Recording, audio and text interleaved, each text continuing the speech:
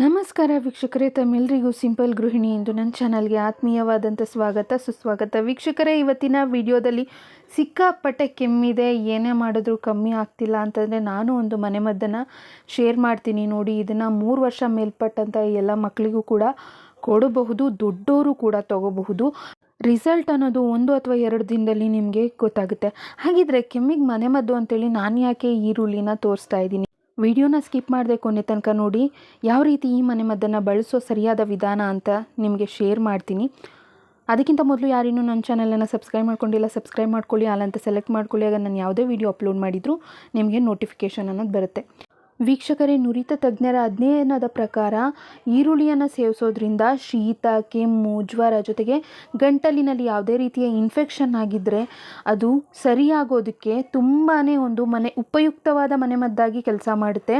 ಅದಷ್ಟೇ ಅಲ್ಲದೆ ಈರುಳ್ಳಿಯ ಸೇವನೆಯಿಂದ ದೇಹದಲ್ಲಿ ರೋಗ ನಿರೋಧಕ ಶಕ್ತಿ ಅನ್ನೋದು ಹೆಚ್ಚಾಗುತ್ತೆ.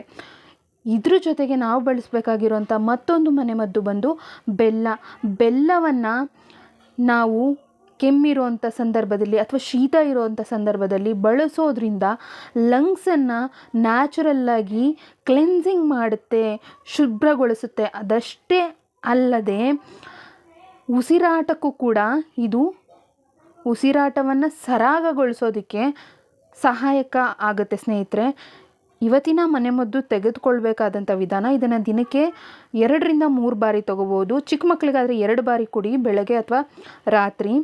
ದೊಡ್ಡವರಾದರೆ ಬೆಳಗ್ಗೆ, ಮಧ್ಯಾಹ್ನ, ರಾತ್ರಿ ಸೇವಿಸ್ಬೋದು. ನೋಡಿ, 1/4 ಭಾಗ ಆಗೋಷ್ಟು ಈರುಳ್ಳಿ, ಇದ್ರ ಜೊತೆಗೆ ಒಂದು ಸ್ವಲ್ಪ ಬೆಲ್ಲವನ್ನು ಸೇರಿಸಿ ಇದನ್ನು ಜಗಿದು ತಿನ್ನಬೇಕು. ಪುಟ್ಟ ಮಕ್ಕಳಿಗೆ ಏನಾದ್ರು ಕೊಡ್ತೀರಾ? ಇವಾಗ ನನ್ನ ಚಿಕ್ಕ ಮಗನ ವಯಸ್ಸಿನವ್ರಿಗೆ ತುಂಬಾ ಕೆಮ್ಮಾಗಿದೆ ಅಥವಾ ಶೀತ ಆಗಿದೆ ಅಂತಂದರೆ ಅವ್ರಿಗೆ ಇದನ್ನು ಯಾವ ಥರ ಕೊಡಬಹುದು ಅಂತಂದರೆ, ಇದನ್ನು ಕುಟ್ಟಿ ಇದರ ರಸವನ್ನು ತೆಗೆದು ಈರುಳ್ಳಿ ರಸದ ಜೊತೆಗೆ ಬೆಲ್ಲವನ್ನು ಮಿಕ್ಸ್ ಮಾಡಿ ಆದರೂ ಕೊಡ್ಬೋದು. ಅಥವಾ ಜಗಿದು ತಿನ್ನುತ್ತೆ ಮಗು ಅಂತಂದರೆ ಆ ರೀತಿಯೂ ಕೂಡ ಕೊಡಬಹುದು. ಕೆಲವರು ಕಮೆಂಟ್ ಮಾಡಿದರೆ, ಅಕ್ಕ ನೀವು ತೋರಿಸಿರುವಂಥ ಮನೆಮದ್ದುಗಳಲ್ಲಿ ಗಿಡಮೂಲಿಕೆಗಳೆಲ್ಲ ನಮಗೆ ಸಿಗೋದಿಲ್ಲ. ಇದಾದರೆ ನಾವು ಅಡುಗೆ ಮನೆಯಲ್ಲಿ ಸಿಗೋವಂಥ ಪದಾರ್ಥ ಬಳಸಿ ನೋಡಿ. ಈ ಮನೆಮದ್ದಿನ ಬಗ್ಗೆ ನಮ್ಮ ತಂದೆ ಆವಾಗವಾಗ ಹೇಳ್ತಿದ್ರು ನನಗೆ. ಬಟ್ ಇದನ್ನು ನನ್ನ ಮಗನಿಗೆ ಕೊಟ್ಟು ಕೆಮ್ಮು ಅನ್ನೋದು ದಿನೇ ಕಾಲಕ್ರಮೇಣ ಸ್ವಲ್ಪ ಕಮ್ಮಿ ಆಗುತ್ತೆ. ಇದನ್ನು ಬಳಸಿದ್ರೆ ನಿಮಗೆ ರಿಸಲ್ಟ್ ಅನ್ನೋದು ಗೊತ್ತಾಗುತ್ತೆ. ಇದಷ್ಟೇ ಅಲ್ಲದೆ ನನ್ನ ವೀವರ್ ಒಬ್ಬರು ಕಮೆಂಟ್ ಮಾಡಿದರು.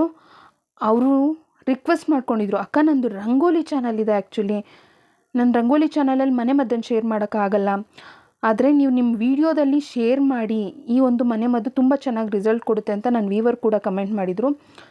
ನಾನೇನಾದರೂ ಸ್ಕ್ರೀನ್ಶಾಟ್ ಹಾಕೋಕ್ಕೆ ನಾನು ಟ್ರೈ ಮಾಡ್ತೀನಿ. ಇನ್ ಕೇಸ್ ನನ್ನ ಹತ್ರ ಸ್ಕ್ರೀನ್ಶಾಟ್ ಮಿಸ್ ಆಗಿದ್ರು ಅವ್ರ ಕಮೆಂಟಿಂದು, ನೀವು ನನ್ನ ವಿಡಿಯೋ ನೋಡ್ತಾ ಇದ್ದರೆ ದಯವಿಟ್ಟು ನೀವು ಕಮೆಂಟ್ ಮಾಡಿ, ನಿಮ್ಮ ಕಮೆಂಟನ್ನು ಪಿನ್ ಮಾಡ್ತೀನಿ. ಇದ್ರ ಜೊತೆಗೆ ನನಗಿನ್ನೂ ಒಂದು ಮನೆಮದ್ದು ಕೂಡ ಗೊತ್ತು. ಕೆಮ್ಮಲ್ಲಿ ಕಫ, ಡ್ರೈ ಕಾಕ್ ಬರುತ್ತೆ. ಕಫ ಇದ್ದರೆ ಅದು ಬೇರೆ ರೀತಿ ಕೆಮ್ಮಲ್ಲೂ ನಾನಾ ರೀತಿ ಒಣ ಕೆಮ್ಮಿರುತ್ತೆ, ಶೀತದಿಂದ ಕೆಮ್ಮಾಗಿರುತ್ತೆ, ಥರ ಇರುತ್ತೆ. ಸೊ ಪ್ರತಿಯೊಂದಕ್ಕೂ ಒಂದೇ ರೀತಿ ಮನೆಮದ್ದನ್ನು ಬಳಸೋದಲ್ಲ. ಬಟ್ ಈ ಮನೆಮದ್ದು ಅನ್ನೋದು ಕೆಮ್ಮಿಗೆ ತುಂಬಾ ಒಳ್ಳೆಯದು. ಇನ್ನೂ ಸಾಕಷ್ಟು ಮನೆಮದ್ದಿನ ವೀಡಿಯೋಗಳನ್ನು ಶೇರ್ ಮಾಡ್ತೀನಿ ನೋಡಿ. ನನ್ನ ಮಗನಿಗೆ ಬೆಳಗ್ಗೆ ಸಂಜೆ 2 ಟೈಮ್ ಕೊಡ್ತಾಯಿದ್ದೀನಿ. ತುಂಬ ಚೆನ್ನಾಗಿ ರಿಸಲ್ಟ್ ಸಿಕ್ಕಿದೆ. ಕಸ್ತೂರಿ ಮಾತ್ರೆ ಸಲುವಾಗಿ ಕೂಡ ಕೇಳಿದ್ರಿ, ಅದು ಕೂಡ ತುಂಬ ಚೆನ್ನಾಗಿ ರಿಸಲ್ಟ್ ಕೊಡುತ್ತೆ, ಅದನ್ನು ಕೂಡ ಶೇರ್ ಮಾಡ್ತೀನಿ. ವೀಕ್ಷಕರೇ, ಈ ವಿಡಿಯೋನ ಇಲ್ಲಿವರೆಗೂ ಯಾರು ನೋಡ್ತಿದ್ರಿ ಸ್ಕಿಪ್ ಮಾಡಿದೆ ಅವ್ರಿಗೆ ಈ ವಿಡಿಯೋ ಎಂಡಲ್ಲಿ ಇನ್ನೊಂದು ಟಿಪ್ಪನ್ನು ನೀಡೋದಕ್ಕೆ ಬಯಸ್ತೀನಿ. ಶೀತ ಸಂಬಂಧಿತ ತೊಂದರೆ ಆಗುತ್ತೆ ಅಂತ ನಮ್ಮ ಮಕ್ಕಳಿಗೆ ನಾನು ಯಾಕೆ ನನ್ನ ದೊಡ್ಡ ಮಗನಿಗೆ ರೆಗ್ಯುಲರಾಗಿ ಈ ರೀತಿ ಹೋಮ್ ರೆಮಿಡೀಸ್ ಕೊಡ್ತೀನಿ ಅಂದರೆ, ಜಂಕ್ ಫುಡ್ಸ್ ಅದು ಬರುತ್ತಲ್ಲ, ಹೊರಗಡೆ ಬೇಕ್ರಿ ತಿಂಡಿಗಳು ಇರುತ್ತೆ, ಫುಡ್ಸ್ಗಳನ್ನು ಆದಷ್ಟು ಅವನಿಗೆ ಸ್ವೀಟ್ಸ್ ಫುಡ್ಸು ಈ ಥರದನ್ನೆಲ್ಲ ಕೊಡೋದನ್ನು ಅವಾಯ್ಡ್ ಮಾಡ್ತೀನಿ. ಆದರೂ ಕೆಲವೊಮ್ಮೆ ತಿಂದಾಗ ಅವನಿಗೆ ಕೆಮ್ಮಾಗುತ್ತಲ್ಲ, ಅದನ್ನು ಆದಷ್ಟು ಬೇಗ ಗುಣಮುಖ ಆಗಬೇಕು ಅಂತೇಳಿ ನಾನು ಮನೆಮದ್ದುಗಳನ್ನು ಅವನಿಗೆ ಜಾಸ್ತಿ ಕೊಡ್ತಿರ್ತೀನಿ. ನಾನಿಲ್ಲಿ ಹಾಲಿನ ಜೊತೆ ಸಕ್ಕರೆ ಹಾಕಿಲ್ಲ ಸ್ನೇಹಿತರೆ, ಬೆಲ್ಲನ ಹಾಕಿದ್ದೀನಿ. ಕೆಲವೊಮ್ಮೆ ಅರಿಶಿನನೂ ಸೇರಿಸಿ ಕೊಡ್ತೀನಿ. ಮಕ್ಕಳಿಗೆ ಈ ರೀತಿ ಹಾಲನ್ನು ಕೊಟ್ಟರೆ ಒಳ್ಳೆಯದು. ಸಕ್ಕರೆ ಬದಲು ಬೆಲ್ಲನ ಬಳಸಿ. ಶುಗರ್ಗಿಂತ ಬೆಲ್ಲ ಅವರ ಆರೋಗ್ಯಕ್ಕೆ ಒಳ್ಳೆಯದು ಸ್ನೇಹಿತರೆ. ಇದೊಂದು ಸ್ಮಾಲ್ ಟಿಪ್ಪನ್ನು ಹೇಳೋಕ್ಕೆ ಇಷ್ಟಪಡ್ತೀನಿ. ಇವತ್ತಿನ ವಿಡಿಯೋ ಇಷ್ಟ ಆಗಿದೆ, ದಯವಿಟ್ಟು ಒಂದು ಲೈಕ್ ಮಾಡಿ. ನಿಮಗೆ ನನ್ನ ಯಾವ ರೀತಿಯ ವಿಡಿಯೋಗಳು ಇಷ್ಟ ಆಗುತ್ತೆ ಅಂತೇಳಿ ಒಂದು ಕಮೆಂಟನ್ನು ಮಾಡಿ. ಮುಂದೆ ಯಾವುದಾದ್ರು ಒಳ್ಳೆ ಮಾಹಿತಿಯ ವಿಡಿಯೋದೊಂದಿಗೆ ನಾನು ನಿಮ್ಮ ಮುಂದೆ ಬರ್ತೀನಿ ಅಂತ ಹೇಳ್ತಾ, ಸಾಕಷ್ಟು ವೀಡಿಯೋಗಳನ್ನು ಮಾಡಿದ್ದೀನಿ.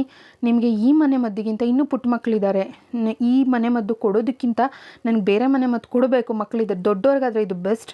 ಇನ್ ಕೇಸ್ ಪುಟ್ಟ ಮಕ್ಕಳಿಗೆ ಈ ರೀತಿ ಚಿಕ್ಕ ಮಕ್ಕಳು ಕೊಡೋಕ್ಕೆ ಅಂತಲೇ ನೀವು ಲವಂಗದ ಸಿರಪನ್ನು ಮಾಡಿ ಖಂಡಿತವಾಗ್ಲೂ ಕೊಡ್ಬೋದು. ಅದು ತುಂಬಾ ಸೇಫೆಸ್ಟ್. ಐ ಕಾರ್ಡ್ ಅಥವಾ ಎಂಡ್ ಸ್ಕ್ರೀನಲ್ಲಿ ಈಗ ಬರುತ್ತೆ ಈ ವಿಡಿಯೋ ಮುಗಿದ ತಕ್ಷಣ.